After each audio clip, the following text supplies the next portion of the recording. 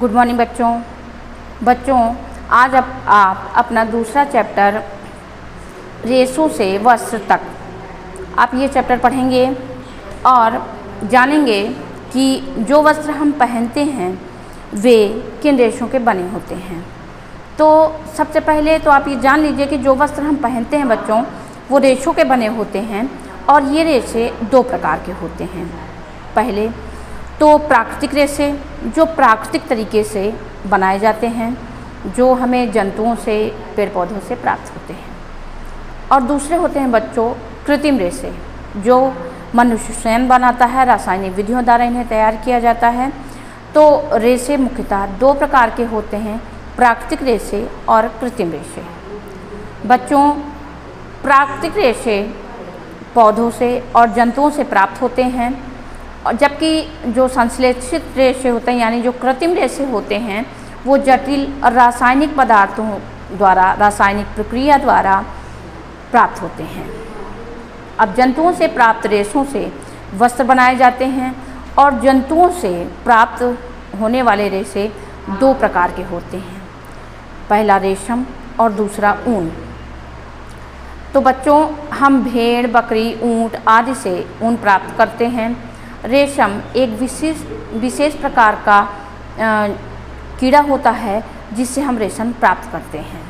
यह कीड़ा शहतूत पर पाया जाता है और इन रेशों को विभिन्न रासायनिक प्रक्रियाओं द्वारा गुजार कर इससे वस्त्र बनाया जाता है और विभिन्न रासायनिक विधियों द्वारा ही इन पर विभिन्न प्रकार के डिज़ाइन, रंग और वस्त्रों को बनाया जाता है। चलिए रेशम के बारे में जानते हैं कि रेशम क्या है। तो वास्तव में बच्चों रेशम एक प्राकृतिक धागा है जो एक प्रकार के कीट रेशम के कीट से प्राप्त होता है। रेशम से बने वस्त्र अपनी चमक और रेशमी प्रकृति के लिए जाने जाते हैं। यानी कि चमक बच्चों कितना भी पुराना वस्त्र हो जाए लेकिन इसकी चमक उतनी ही अच्छी होती है जितनी कि आप नए में उसको खरीदे थे, यानी कि इसकी चमक हमेशा बनी रहती है। रेशम के रेशे मजबूत, लचीले और इतने चिकने होते हैं कि इन पर धूल आदि भी नहीं चिपकती, यानी आप इन्हें झाड़ देने मात्र से इनकी धूल निकल जाती है। सिल्क को वस्त्रों की रानी कहा जाता है। सिल्क के जो वस्त्र होते हैं बच्चों वो मुख्यतः दो प्रकार के होते हैं। एक सर्वोत्तम सिल्क जो रेशम वाला कीड़ा होता है बच्चों उसके जो बच्चे होते हैं उनसे बनाया जाता है, जिसे बोबेक्स मोरी कहते हैं। और यह कीड़ा एक शुद्ध सफ़ेद रंग के सिल्क का निर्माण करता है जो एक उत्तम और चमकदार सिल्क होता है और इसे मलबेरी सिल्क के नाम से जाना जाता है। यानी बच्चों जो रेशम के कीट की जो उसको लार्वा बोलते हैं बच्चों, जो बच्चा होता है इसका छोटा उसको लार्वा बोलते हैं। उस लार्वा अवस्था में जो हमें रेशम प्राप्त होता है उसे मलबेरी सिल्क कहते हैं। और रेशम को हम कैसे प्राप्त करते हैं और रेशम के स्रोत क्या क्या हैं, आइए उसके बारे में जान लीजिए कि रेशम के कीटों को पाला जाता है और इन्हें एक उचित ताप पर रखा जाता है, फिर जिससे इनके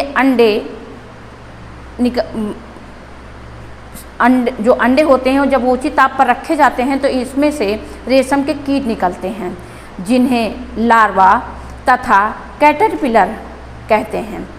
इन रेशम के कीटों को शहतूत के वृक्षों पर छोड़ दिया जाता है और जिनकी पत्तियों को ये दिन रात खाते रहते हैं और ये काफ़ी तेज़ी से वृद्धि करते हैं।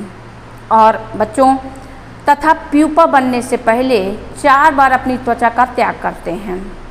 यानी इनकी आगे की अवस्था है प्यूपा, और जब तक ये प्यूपा बनते हैं तब तक ये 4 बार अपनी जो त्वचा होती है उसका त्याग कर देते हैं और प्यूपा बनने पर ये खाना छोड़ देते हैं। और इस समय जो किसान होते हैं बच्चों वो रेशम के कीटों को एक विशेष प्रकार के पात्र में रख देते हैं जहाँ ये अपने चारों ओर एक विशेष प्रकार का पदार्थ छोड़ते हैं जिसे कोकून कहा जाता है। और यदि रेशम कीट के द्वारा ये जो पदार्थ ये छोड़ते हैं यानी कोकून को यदि ऐसे ही छोड़ दिया जाए तो प्यूपा वयस्क कीट में विकसित हो जाता है। किसान कुछ कोकूनों को ऐसे ही छोड़ देते हैं जिससे कि उनसे प्राप्त होने वाले वयस्क कीटों को बाद में और अंडे मिलें यानी और अंडों को प्राप्त किया जाए और फिर कीट बने और रेशम के कीट उन्हें प्राप्त हो जाएं।